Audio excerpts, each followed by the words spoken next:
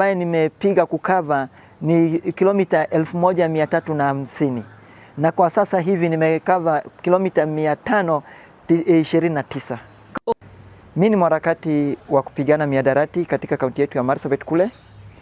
Nilichukua jukumu hii kusafiri na baskeli kuhamasisha Wakenya kwa jumla juu ya mihadarati, hasa vijana wetu. Kwa maana mihadarati imekuwa ni changamoto na imekuwa janga kuu katika taifa letu. Nchi yetu la Kenya tukua tumenyamaza hivi, itakuwa miaka 10 ijayo hatutakuwa na viongozi wala vijana wategemewa katika taifa letu. Kwa maana vijana wengi wameingia kwenye mihadarati.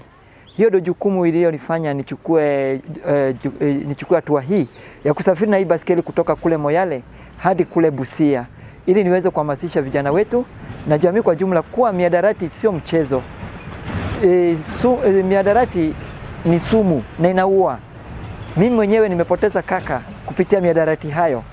Inakuwa ni uchungu sana kupoteza mpendwa wako, na pia singependa kuachia watoto wangu katika taifa ambayo iko na mihadarati, kwa maana itakuwa ni taifa kama kule taifa ambazo zinapigana kwa ajili ya ukosefu wa amani.